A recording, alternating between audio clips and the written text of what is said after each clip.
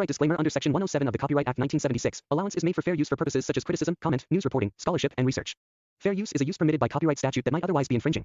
Nonprofit, educational, or personal use tips the balance in favor of fair use.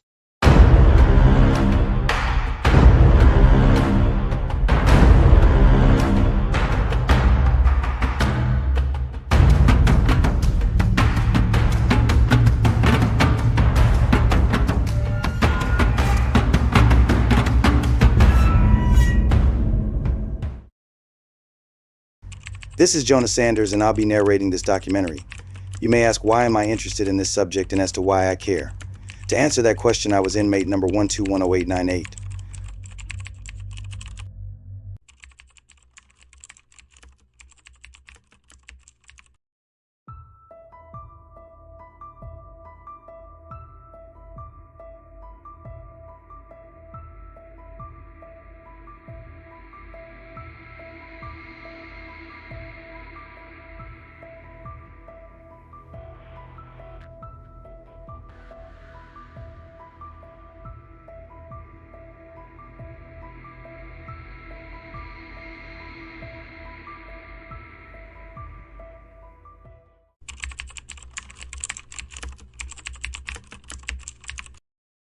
Mass incarceration in the United States is one of the most significant and controversial issues facing the country today. The phenomenon, which has resulted in the U.S. having the largest prison population in the world, did not occur overnight but developed over several decades. It is the product of a variety of social, political, and economic factors, as well as changes in laws and policies that have had a profound impact on American society, particularly on minority communities. When we think of prisons, if we bother to think of them at all, that is, there is a tendency to see them as institutions completely divorced from human society. To understand the rise of mass incarceration, one must first consider the history of the U.S. Said today the inmate population of federal and state prisons in this country is at an all-time high. Criminal justice system. In the early 20th century, the prison population in America was relatively modest. However, the country's incarceration rate began to grow rapidly after the 1970s. Population explosion in American Overcrowding in this country's jails and prisons. Prison populations are exploding. There are high bars today. The U.S., they say,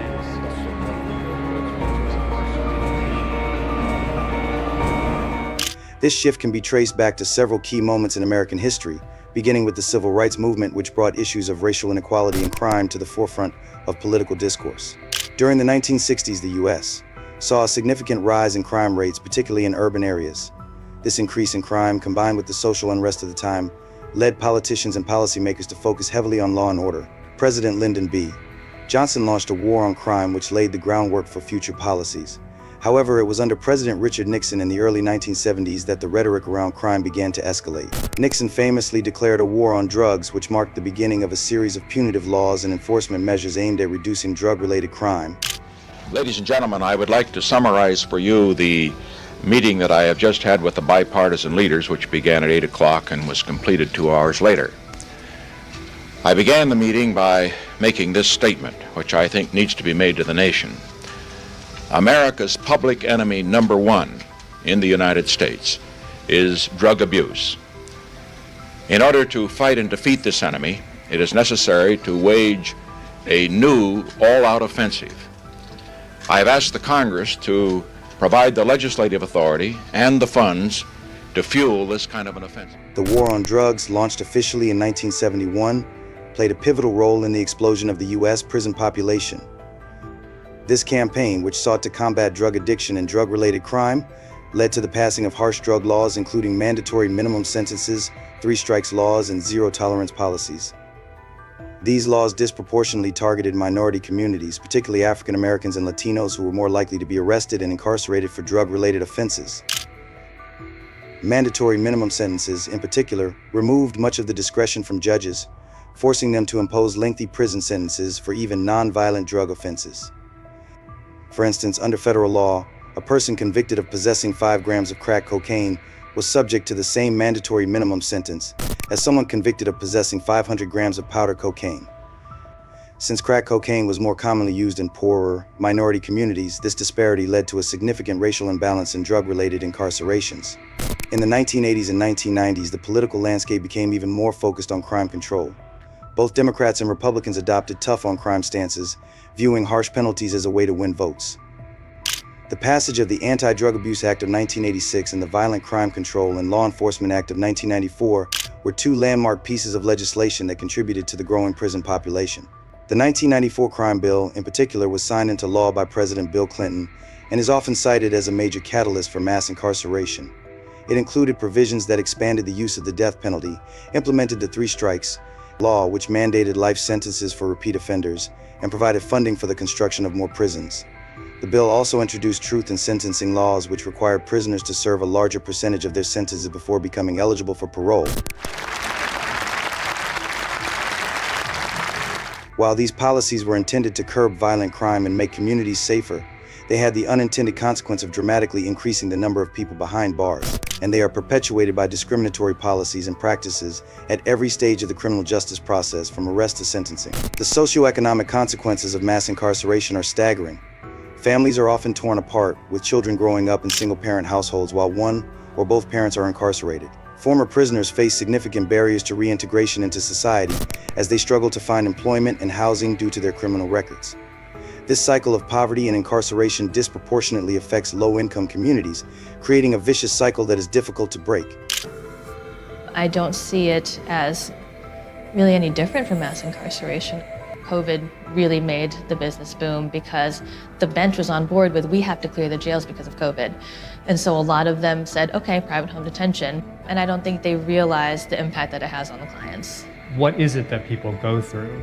How is it a hardship? I have clients who struggle with losing their jobs. They lose their children sometimes, all because they can't go out and work or they can't leave their home. It's crazy to have to go through all that when the end result could very well just be probation, no jail time, no deprivation of liberty, just continued supervision. Which is to say, you could be, like, the punishment before you're convicted could be worse than the punishment after you're convicted. It's a condition that the court imposes to keep you somewhere, and private companies are benefiting, and you haven't even been found guilty of a crime.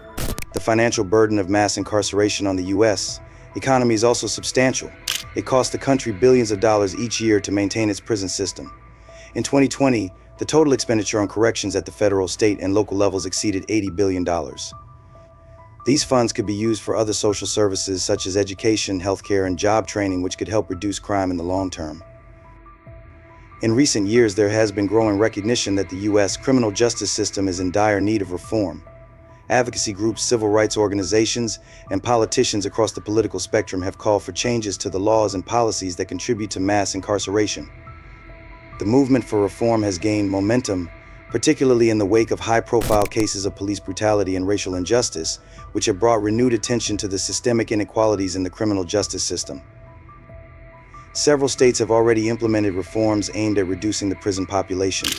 These reforms include reducing mandatory minimum sentences, expanding drug treatment and diversion programs, and providing more opportunities for parole. At the federal level, the passage of the First Step Act in 2018 marked a significant step toward reform. This bipartisan legislation reduced mandatory minimum sentences for certain nonviolent drug offenses and allowed for early release for some federal prisoners. While the movement for criminal justice reform is gaining traction, the path to reducing mass incarceration in the U.S. is still fraught with challenges. The deeply ingrained punitive mindset that has shaped American policy for decades will not be easy to change. Furthermore, there are still powerful political and economic interests that benefit from the current system, including private prison companies and law enforcement agencies that receive funding based on the number of arrests and incarcerations.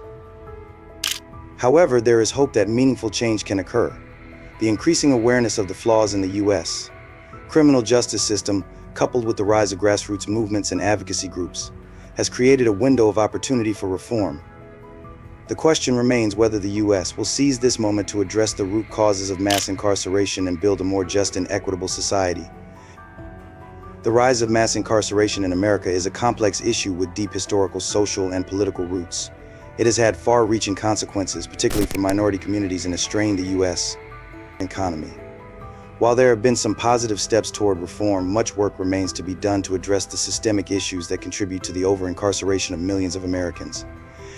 The future of criminal justice reform will depend on sustained advocacy, policy changes, and a shift in societal attitudes toward crime and punishment.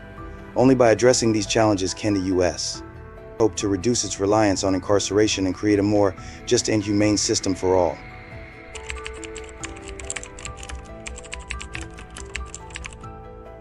The prison industrial complex is a term used to describe the interconnected relationship between government, private industry, and the criminal justice system, all of which profit from the mass incarceration of individuals in the United States. It reflects a system in which incarceration has become a booming business, with financial interests deeply entrenched in the continued expansion of the prison population. The rise of mass incarceration in the U.S. has not only impacted communities, particularly minority and low-income groups, but has also created a multi-billion-dollar industry that thrives on maintaining high incarceration rates. The economic incentives of the prison industrial complex have led to significant debates about the morality of profiting from imprisonment, and whether this dynamic has contributed to the country's unprecedented rates of incarceration. In the early 1970s, the United States saw a dramatic shift in its approach to criminal justice. Prior to this period, incarceration was not seen as a primary solution for addressing crime. However, the combination of rising crime rates, growing political and public pressure for stricter law enforcement, and the onset of the war on drugs, declared by President Richard Nixon in 1971, marked the beginning of an era in which mass incarceration became central to American criminal justice policy. As prison populations grew, so did the need for new facilities to house inmates, creating opportunities for private companies to step in and profit from the demand. One of the most significant developments in the prison industrial complex has been the privatization of prisons. In the mid-1980s, private companies began to build and operate prisons for profit, a practice that quickly spread across the country. Companies such as Corrections Corporation of America, now CoreCivic, and Geo Group are among the largest private prison operators, and they have played a pivotal role in the expansion of the prison population. Private prisons are contracted by state and federal governments to house inmates, and these contracts are often based on the number of beds filled, meaning that higher incarceration rates directly translate into increased revenue for these companies. This financial model creates a perverse incentive to keep prisons full, as empty cells result in lost profits. The growth of private prisons has been accompanied by an increase in lobbying efforts to influence criminal justice policies. Private prison companies have spent millions of dollars lobbying state and federal lawmakers to implement and maintain tough-on-crime policies that result in longer sentences and more incarcerations. These lobbying efforts have helped to sustain the high incarceration rates that are necessary for private prison companies to continue profiting. In some cases, private prison corporations have even written legislation themselves, such as Arizona's controversial SB 1070 immigration law, which was heavily influenced by lobbyists from the private prison industry. This law, which required police to detain individuals suspected of being undocumented immigrants, led to an increase in detentions and consequently more revenue for the private prisons that housed them. While private prisons represent a significant portion of the prison industrial complex, they are not the only entities profiting from mass incarceration. Many other industries have found ways to capitalize on the growing prison population. The companies that provide food, healthcare, telecommunications, and even commissary services to prisons have become major players in the prison economy. For example, prison phone services, provided by companies like Securus Technologies and Global Tel Link, charge exorbitant fees for inmates to make phone calls, often placing an immense financial burden on incarcerated individuals and their families. Similarly, private healthcare providers such as Horizon Health are contracted to provide medical services to prisoners, often under conditions where they prioritize cost-cutting over the well-being of inmates. The prison industrial complex extends beyond the private sector to include government agencies and law enforcement organizations that also benefit from maintaining high incarceration rates. Many local governments and law enforcement agencies receive funding based on the number of arrests made or the size of the prison population. This has led to policies that prioritize mass arrests and lengthy sentences, particularly in areas where prisons serve as a major source of employment and revenue. In some rural communities, prisons have become the largest employers, and local economies depend on the jobs and services associated with incarceration. This dynamic creates a vested interest in keeping prisons full, as reductions in the prison population would lead to economic decline in these areas. The financial incentives of the prison industrial complex have had profound consequences for the American criminal justice system. Look, right now, while you're looking at this on your screen in your hand or on your computer, there's somebody just like you who's sitting in a prison cell. And they didn't do much more than you did, some crazy weekend. You didn't get caught. They got caught. And they can never get uncaught. The United States of America is now the #1 incarcerator of human beings in the world, in the history of the world. We have about 5% of the world's population. We have 25% of the world's prisoners. We have more people locked up than China. China, who has 1 billion people, they got fewer prisoners than we do. You know, a lot of times people say, well, if you don't want to do the time, don't do the crime. Really? Have you ever committed a crime? You got people who are doing more drugs on college campuses, in yacht clubs, country clubs. We all know that's going on, but the SWAT team never shows up there. The SWAT team shows up in the housing projects where you got poorer people doing fewer drugs, and those people go to prison. But think about it. What if one of the times when you were breaking the law, when you had something illegal in your pocket, in your car, at your party, the police had kicked in those doors? Would you want to be known for the rest of your life based on what happened that night? That is what is happening to millions of people. If rich folks' kids get in trouble, they go to rehab. Poor folks' kids get in trouble, they go to prison. And you spend $100,000 per year per kid to lock a kid up, when you could have spent a fraction of that and turned them into a NASA scientist, turned them into a fashion icon. When people come home from prison, they're not given the opportunity to start over. You leave a physical prison and you go into a social prison where you can't get a job, you can't get a student loan, you can't rent an apartment. How are people supposed to start over? And what happens to neighborhoods when you take a disproportionate number of people out for minor offenses and you send them back home with no hope and no opportunity?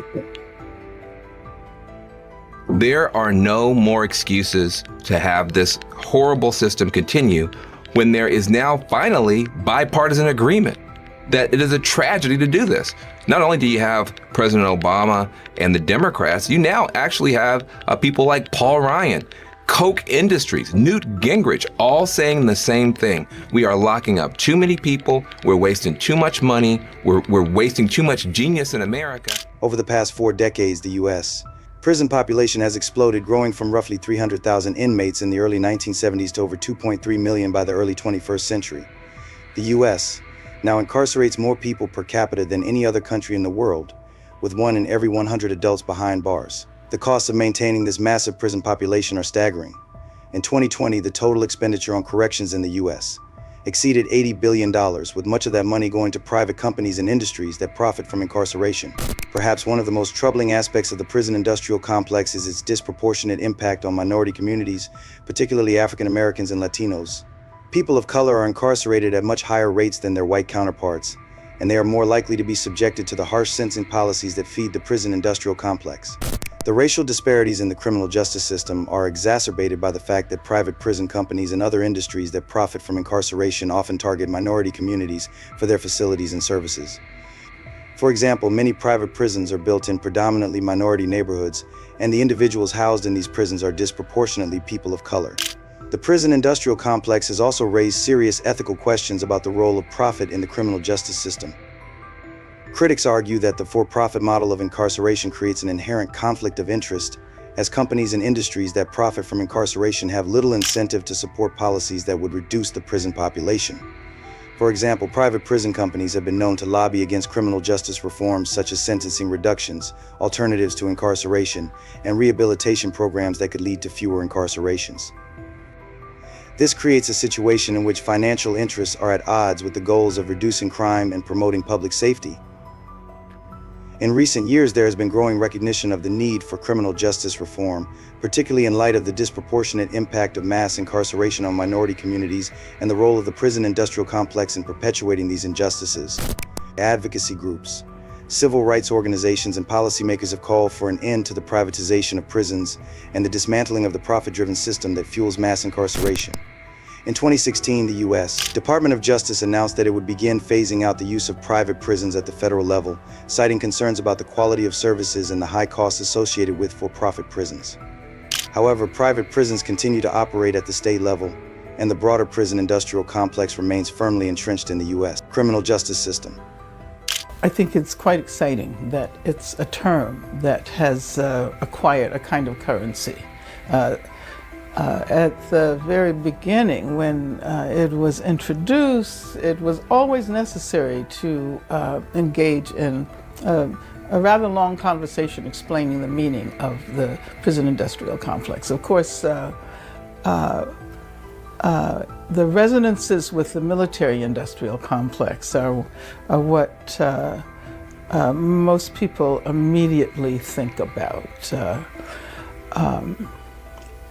But as I think back, I remember that we were attempting to capture the globality of the organization of punishment, even as we were very specifically attempting to create a way to understand why it was that such huge numbers of people were in prison in the U.S., the racial disparities of the prison population, and at the same time, the decline of education, of healthcare, and so forth.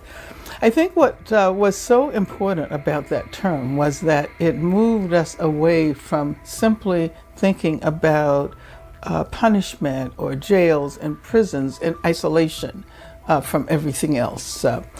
And even though many of us in that movement had been doing work around prisons for decades, and initially very specifically around political prisoners, and I always like to point out that that without the aid of people in prison, we would not have been able to begin to craft a larger analysis of the role of the prison. And I'm thinking about George Jackson, who argued, back in the late 60s and the early 70s that we needed to think not only about the prison as the site of political repression of people who were engaging in social justice activism in the so-called free world, but we had to try to begin to understand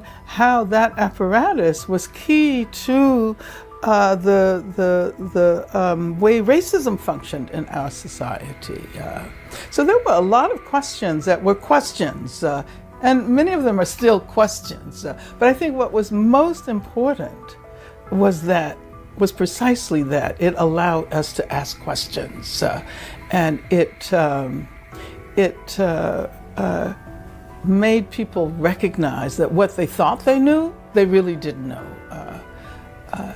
And I think that as we try to move the conversation more toward abolition today, that posture of raising questions is what is most important about the way that the prison industrial complex as a concept has functioned. Mm-hmm.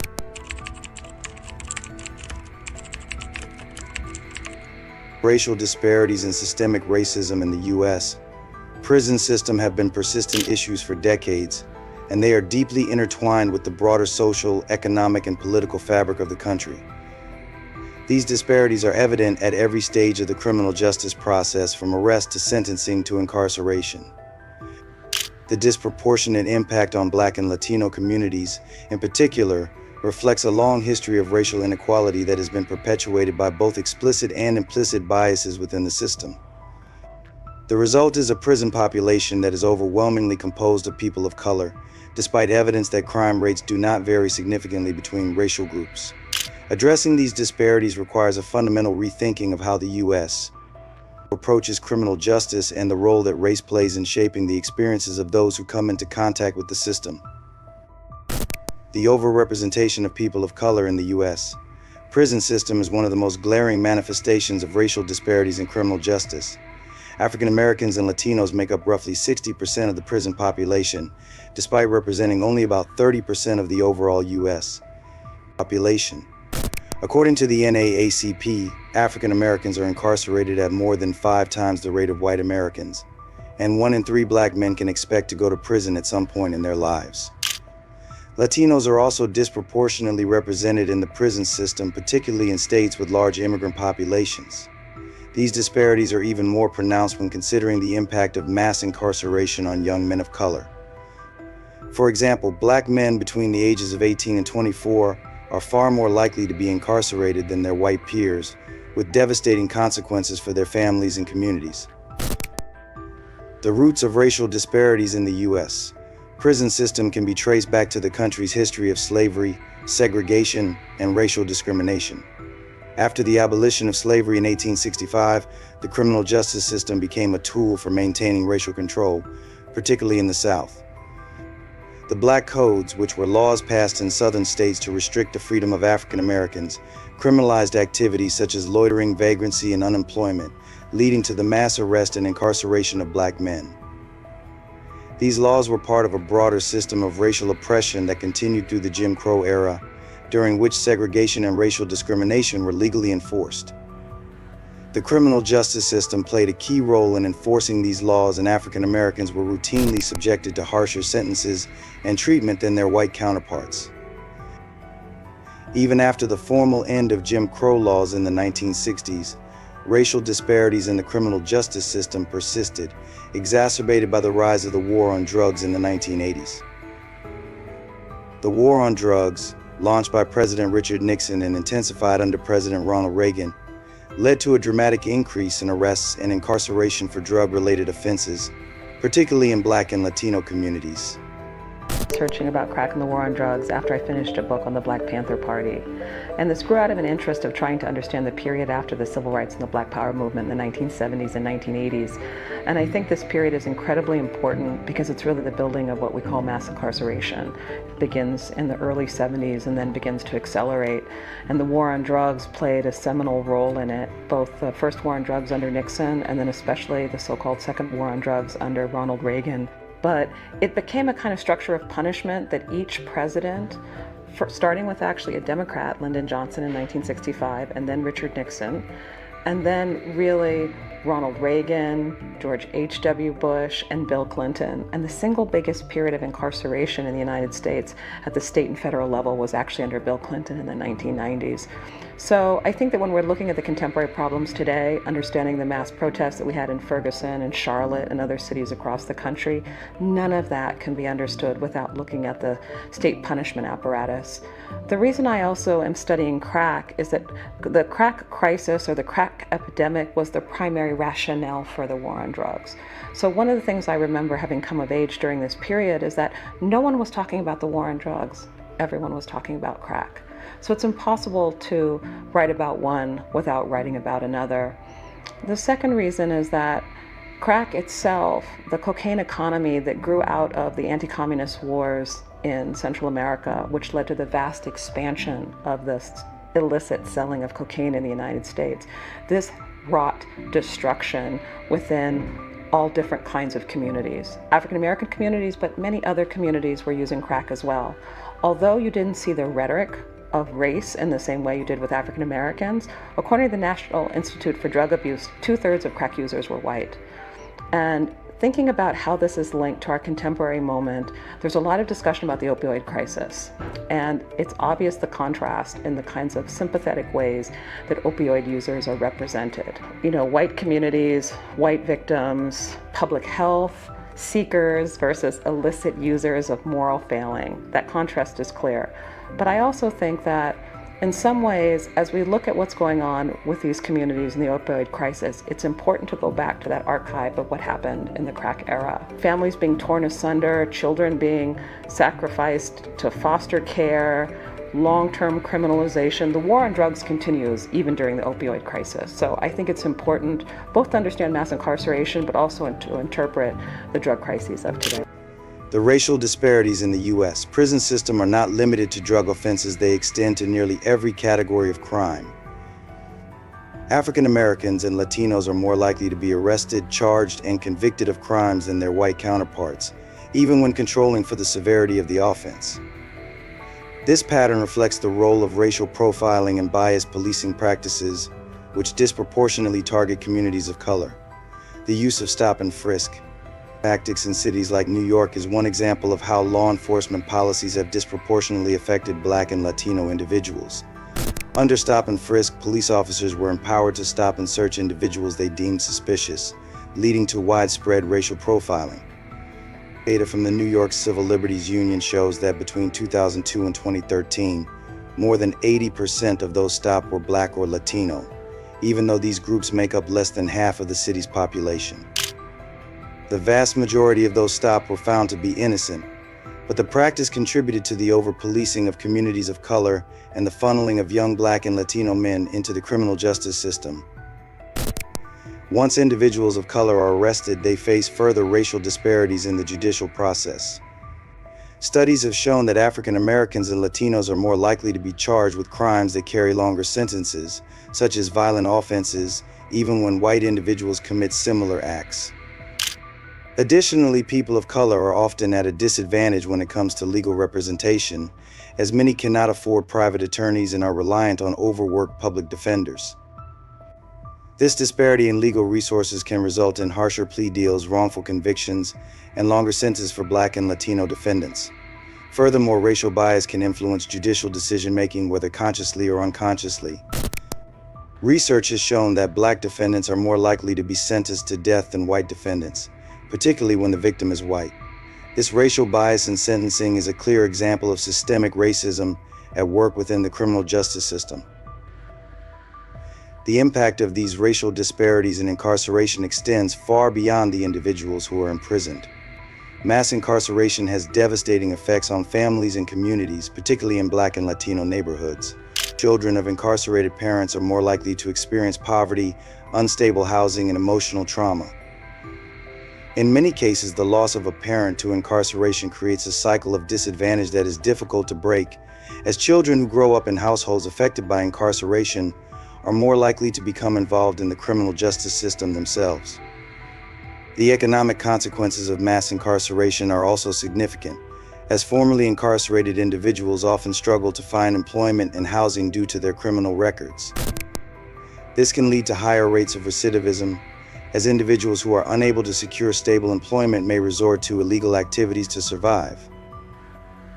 One of the most high-profile criminal justice reform efforts has been the push to reduce the use of cash bail, which disproportionately affects people of color. Under the cash bail system, individuals who are unable to afford bail must remain in jail while awaiting trial, often for months or even years. This has a particularly devastating impact on low-income Black and Latino defendants, who are more likely to be held in pretrial detention simply because they cannot afford to pay bail. Efforts to reform or eliminate cash bail have gained traction in several states, with advocates arguing that the system unfairly punishes people of color and exacerbates racial disparities in incarceration. In conclusion, racial disparities and systemic racism in the U.S. prison system have been pervasive and enduring issues that reflect the broader racial inequalities in American society. From racial profiling and biased policing to disparities in sentencing and parole, people of color, particularly African Americans and Latinos, are disproportionately affected at every stage of the criminal justice process. The over-incarceration of people of color has devastating social, economic, and political consequences, perpetuating cycles of poverty, disenfranchisement, and disadvantage. While there have been important efforts to address these disparities through criminal justice reform, much work remains to be done to dismantle the systemic.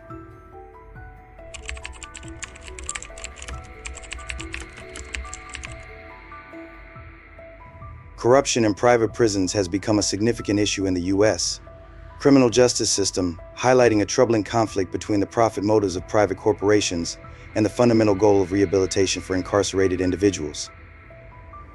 As the privatization of prisons has expanded over the past few decades, critics have argued that the prioritization of profit by private prison companies often comes at the expense of inmate welfare, rehabilitation programs, and public safety. The inherent tension between maximizing profits and ensuring humane and rehabilitative conditions has resulted in widespread allegations of corruption, abuse, and exploitation within the private prison system. Private prisons, which are operated by for-profit companies, have grown in prominence since the 1980s, spurred by the rise of mass incarceration and the war on drugs. As the U.S. prison population exploded, public prisons became overcrowded, leading governments to turn to private companies to manage some of their incarcerated population. Companies like CoreCivic, formerly Corrections Corporation of America, and Geo Group quickly became major players in the prison industry, entering into contracts with federal and state governments to house inmates in privately run facilities. These contracts are often structured in such a way that private prison companies are paid based on the number of inmates they house, creating a financial incentive to maintain high levels of incarceration. This profit-driven model has led to numerous instances of corruption, as private prison companies have been accused of cutting corners to maximize profits, leading to unsafe conditions, inadequate health care, and a lack of rehabilitative services. One of the most troubling aspects of private prisons is the way in which they prioritize profit over rehabilitation.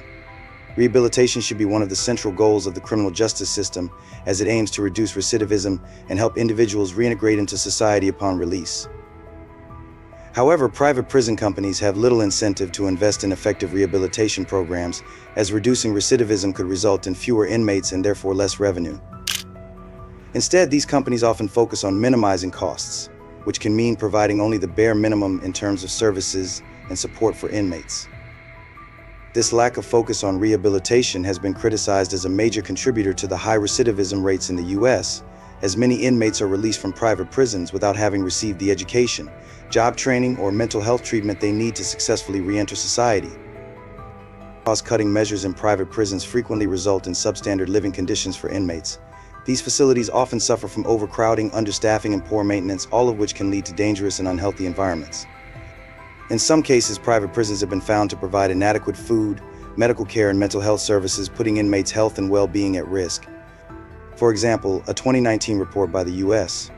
Department of Justice found that private prisons were more dangerous than public prisons, with higher rates of assaults, use of force by guards, and lockdowns. The report also highlighted significant deficiencies in healthcare and security, raising serious concerns about the ability of private prisons to ensure the safety and well-being of inmates. Despite these findings, private prison companies have continued to secure lucrative contracts with federal and state governments, largely due to the perception that they can operate more cost-effectively than public prisons. In addition to corrupt dealings with government officials, private prison companies have also been criticized for their role in lobbying for tougher sentencing laws and policies that increase incarceration rates. Organizations like CoreCivic and Geo Group have spent millions of dollars on lobbying efforts and political contributions, often targeting lawmakers who support policies that lead to higher rates of imprisonment. For example, private prison companies have been strong supporters of three-strikes laws, mandatory minimum sentences, and truth in sentencing policies, all of which have contributed to the growth of the U.S. prison population. By advocating for these policies, private prison companies ensure a steady supply of inmates to fill their facilities, even as many states move toward criminal justice reform and efforts to reduce incarceration. The influence of private prison companies on public policy extends beyond the U.S. borders. In recent years, private prison companies have increasingly turned to immigration detention as a new source of revenue. With the rise in immigration enforcement and the detention of undocumented immigrants, private companies have secured contracts to operate immigration detention centers, many of which are run under the same profit-driven model as private prisons.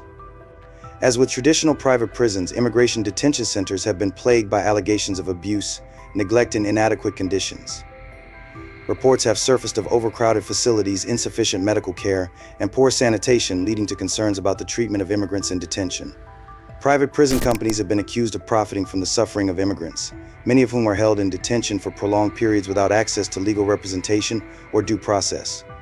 The debate over private prisons raises important questions about the role of profit in the criminal justice system and the ethical implications of outsourcing the care and custody of incarcerated individuals to for-profit companies. Critics argue that private prisons are fundamentally incompatible with the goals of justice and rehabilitation, as the profit motives of these companies often lead to cost-cutting measures that harm inmates and undermine public safety. Moreover, the influence of private prison companies on public policy raises concerns about the fairness and integrity of the criminal justice system, as these companies have a vested interest in maintaining high levels of incarceration, even as the public calls for reform. Corruption in private prisons represents a profound challenge to the integrity of the U.S. criminal justice system. The prioritization of profit over rehabilitation has led to unsafe conditions, inadequate services, and widespread allegations of abuse and exploitation.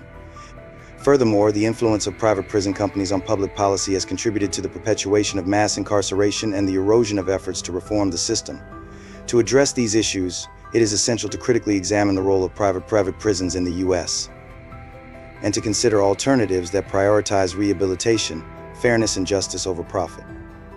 Ending the corruption and profit motives in private prisons is a crucial step toward creating a more humane and effective criminal justice system that serves the needs of society rather than the interests of corporate shareholders.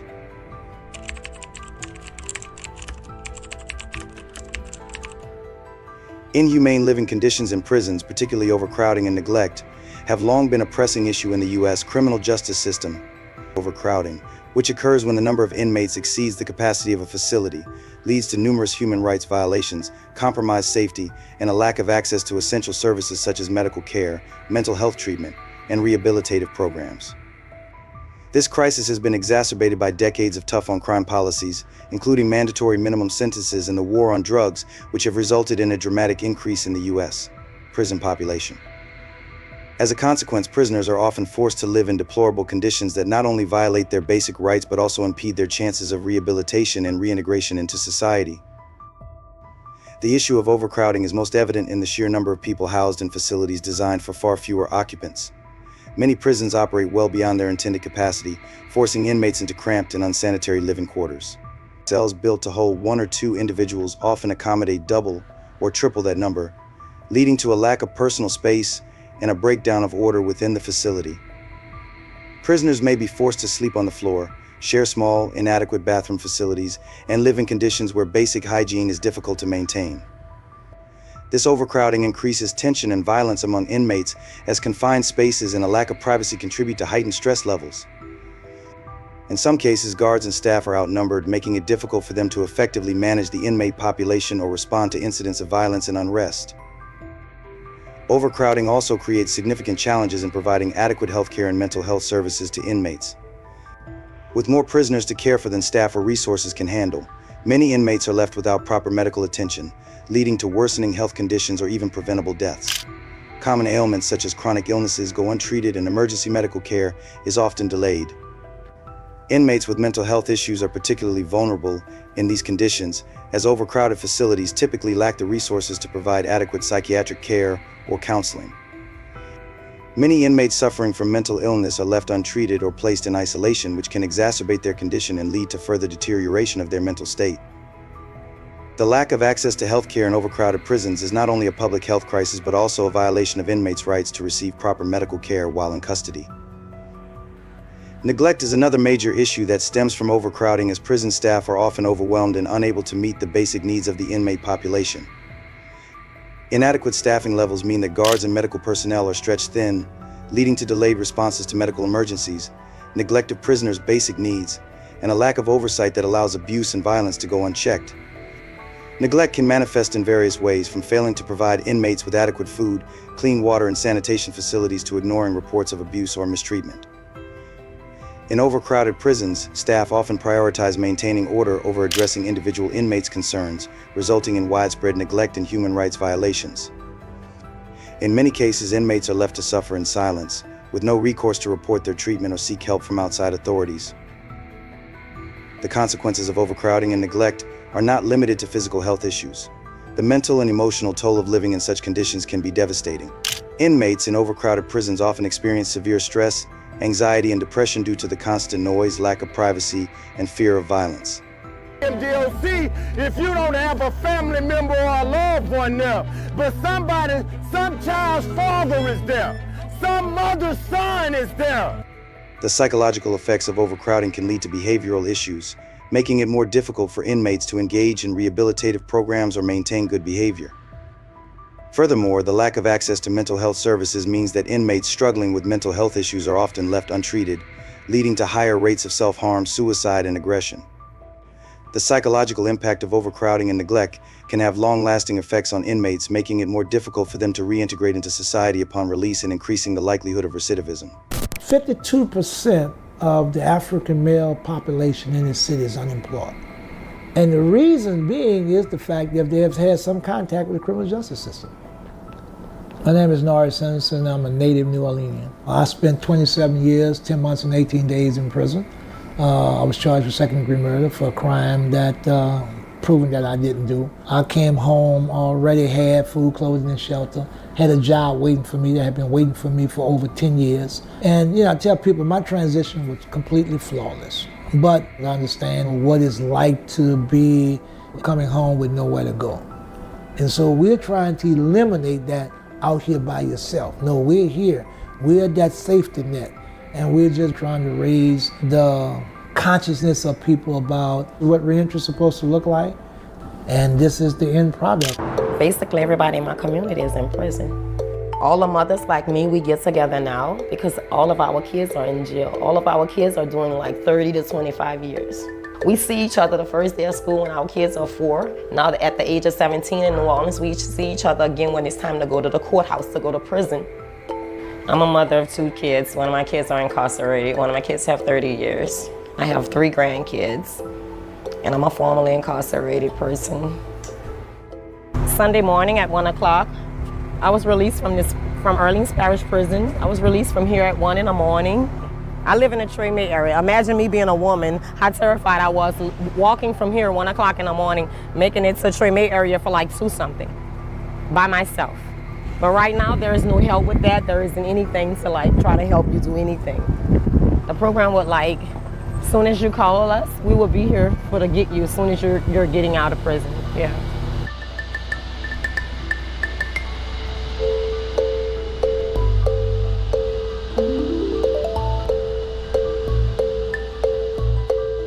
I came home, I don't have a house, I don't have a job, I don't have anything. And most women, when they get out, they go back to the street and do the same thing because there isn't any help out here for them. As a black mother, I feel as if though the system was designed to fail me here. I don't want nobody else to be in the same situation that I was in. No, I just want to help out and lead other people. I'm willing to open up my home and try to turn it into a re-entry to help women.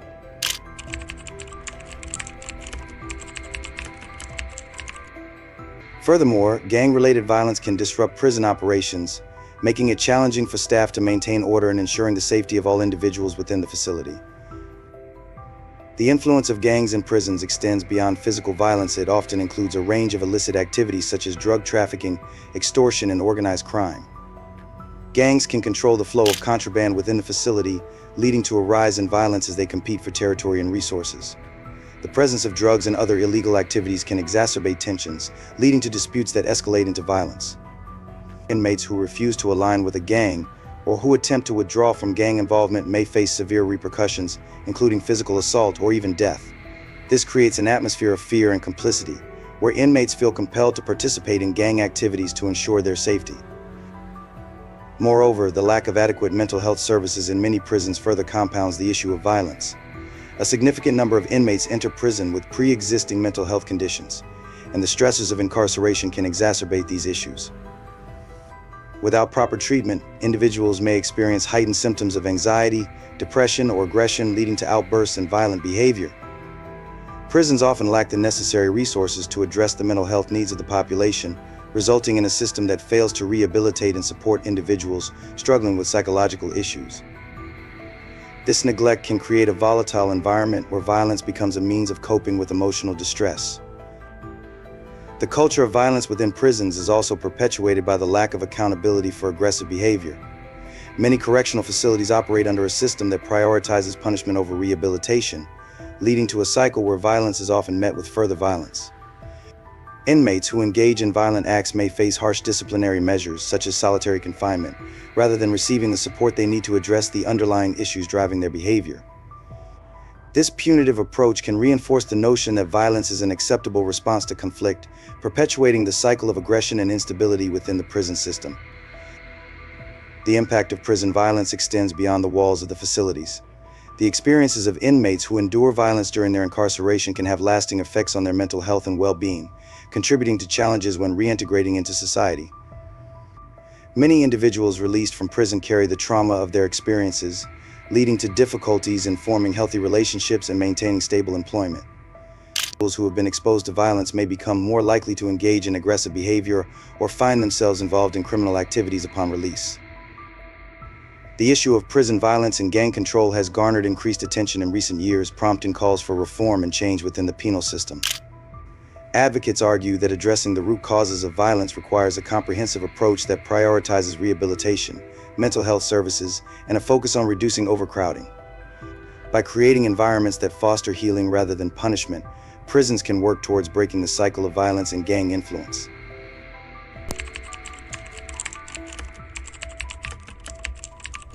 Wrongful convictions represent one of the most troubling aspects of the American legal system, shedding light on systemic flaws and deep-seated injustices that can affect the lives of innocent individuals. The phenomenon of being wrongfully convicted involves the conviction and sentencing of a person for a crime they did not commit, often resulting from a combination of human error, misconduct, and systemic failures within the criminal justice system.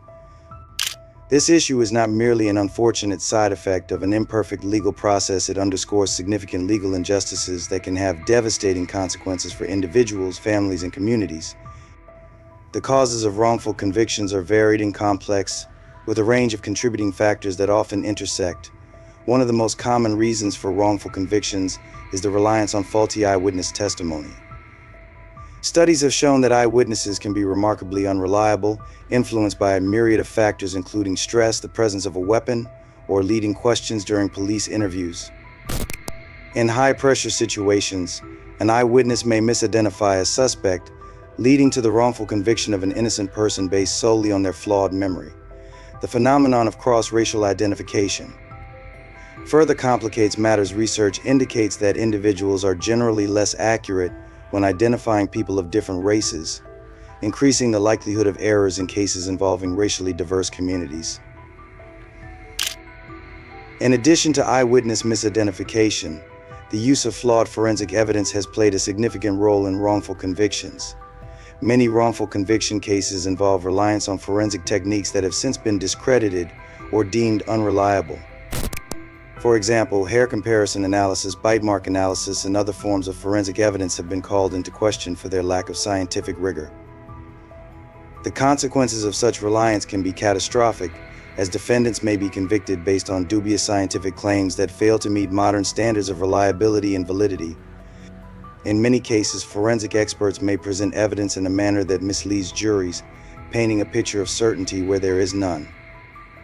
Police misconduct and prosecutorial overreach further exacerbate the problem of wrongful convictions.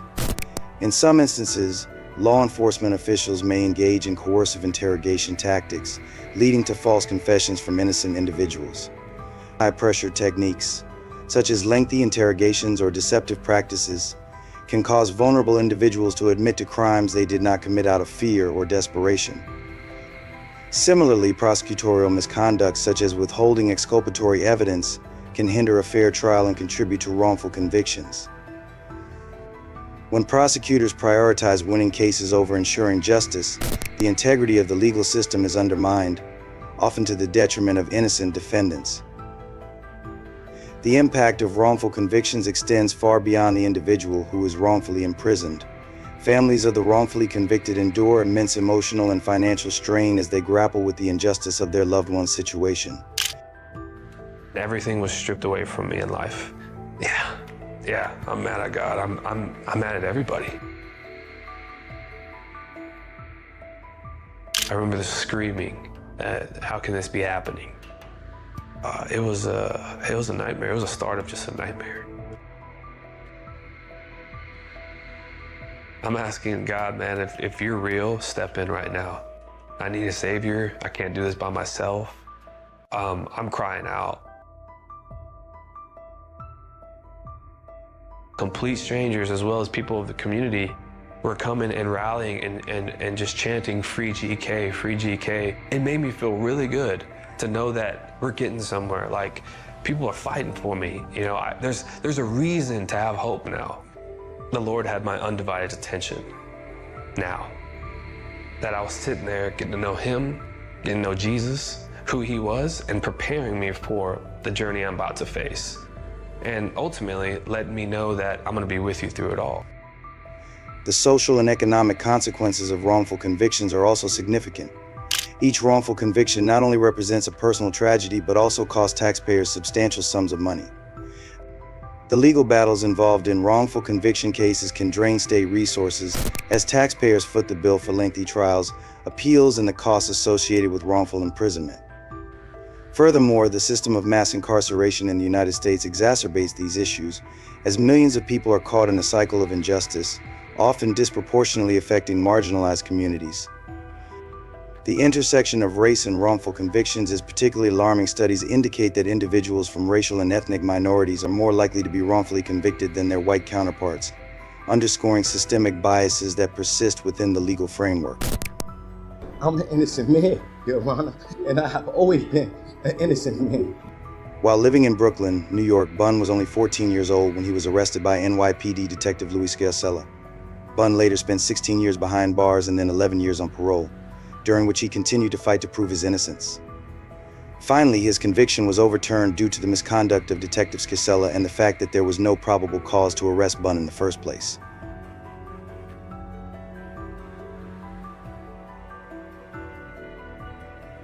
I want y'all to know that y'all convicted and had a wrong man in prison. After 27 years of fighting to clear his name, he was finally exonerated. I want to say thank you, Your Honor, because in 27 years, I've been fighting for my life. Before leaving the courtroom, he shared a moment with the judge.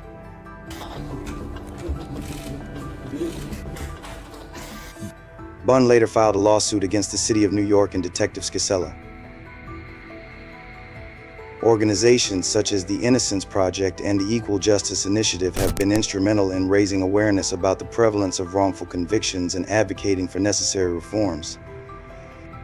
These organizations often work to exonerate individuals who have been wrongfully convicted through DNA testing, legal assistance, and public campaigns aimed at shedding light on systemic flaws within the justice system. In addition to grassroots advocacy, legal reforms are essential for preventing wrongful convictions. Legislative measures such as requiring the recording of interrogations, implementing stricter standards for the admissibility of forensic evidence, and establishing oversight for police and prosecutorial conduct can significantly reduce the risk of wrongful convictions.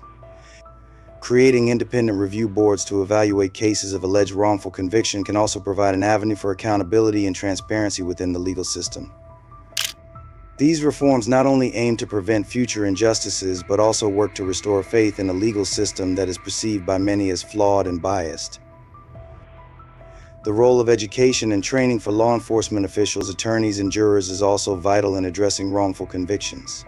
Programs that promote awareness of cognitive biases, the limitations of eyewitness testimony, and the importance of fair practices in investigations can help create a more equitable legal environment.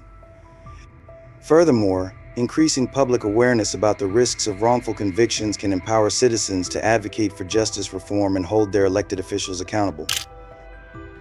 In conclusion, wrongful convictions and legal injustices in U.S. courts represent a systemic failure that not only devastates the lives of innocent individuals, but also undermines the foundational principles of justice and fairness.